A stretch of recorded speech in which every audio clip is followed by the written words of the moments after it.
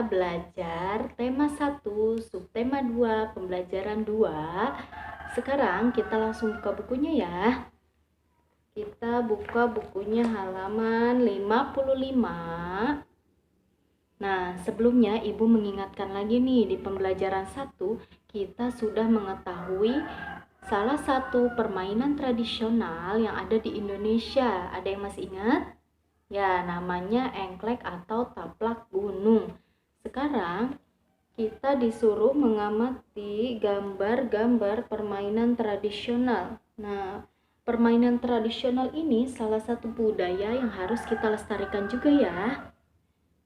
Nah, gambar yang pertama itu adalah gambar permainan gobak sodor. Nah, gobak sodor ini permainan yang dilakukan secara berkelompok. Inti dari permainan ini adalah menghadang lawan agar tidak bisa lolos melewati garis ke baris terakhir secara bolak-balik. Nah, ini namanya gobak sodor ya. Yang kedua, gambar yang kedua ini ada yang tahu? Ini namanya permainan egrang. Nah, permainan ini sekaligus olahraga tradisional. Nah, permainan egrang ini menggunakan tongkat panjang yang terbuat dari bambu, di mana seseorang bisa menaikinya. Nah, biasanya nih dilakukan untuk lomba-lomba ya. Gambar yang ketiga yaitu permainan petak umpet. Nah, permainan petak umpet ini adalah jenis permainan cari dan sembunyi. Biasanya permainan ini dilakukan di luar ruangan. Nah, sudah tahu ya jenis-jenis permainan tradisional, dan masih banyak lagi nih permainan tradisional lainnya. Sekarang di bawahnya ada teks bacaan yang berjudul permainan bakyak. Nah, bakyak ini juga termasuk permainan tradisional. Permainan bakyak berasal dari daerah Sumatera Barat. Kalau di Sumatera Barat itu disebut dengan nama trompa galuak. Kalau sebutan bakyak itu berasal dari Jawa Tengah. Nah, alat yang digunakan dalam permainan bakyak itu adalah sepasang sendal panjang yang alasnya itu terbuat dari kayu dan selopnya itu terbuat dari karet ban. Nah, sepasang bakyak itu minimal memiliki 3 pasang selop. Permainan bakyak ini melatih kekompakan, kerjasama, dan konsentrasi agar tidak terjatuh. Selanjutnya, kalau sudah paham, nanti dikerjakan ya latihannya di halaman 56. Setelah halaman 56, kita lanjut ke halaman 59. Nah, kemarin kita sudah belajar tentang alat indera pendengar yaitu telinga. Nah, sekarang kalian isi ya halaman 59, fungsinya, bagian-bagiannya, cara kerjanya, dan cara merawatnya. Oke? Selanjutnya kita buka halaman 61.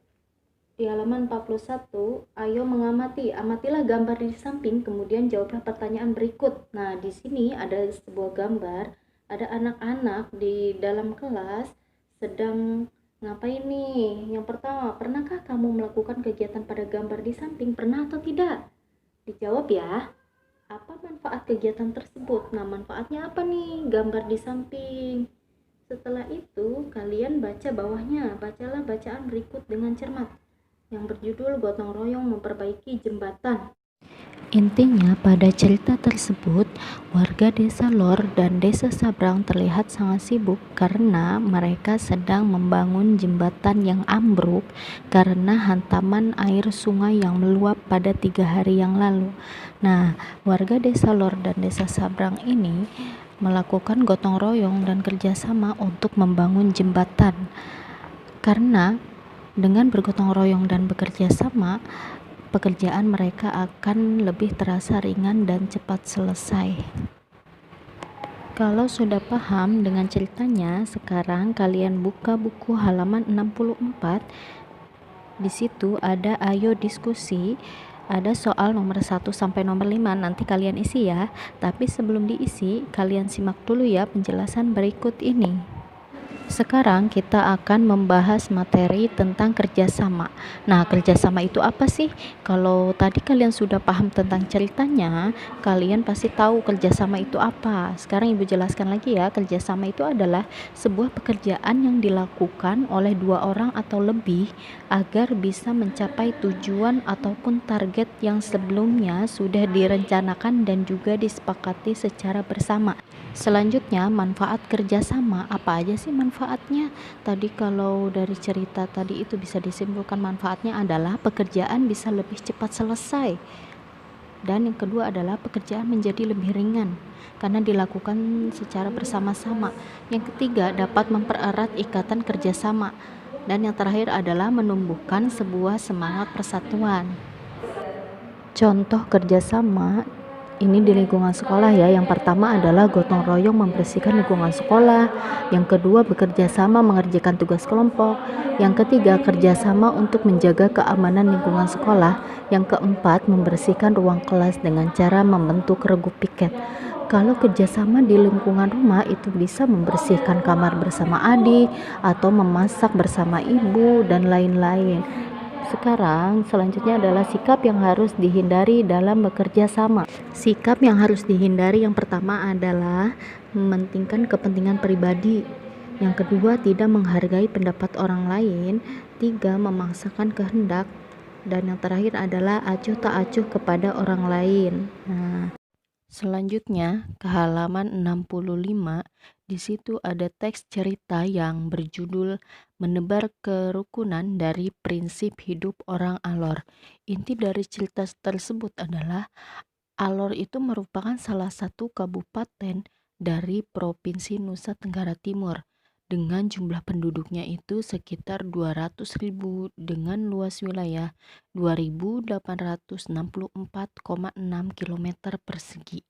Sebagian penduduk Alor itu merupakan beragama Kristen. Agama Katolik dan Islam merupakan agama kedua terbanyak yang dianut masyarakat di sana.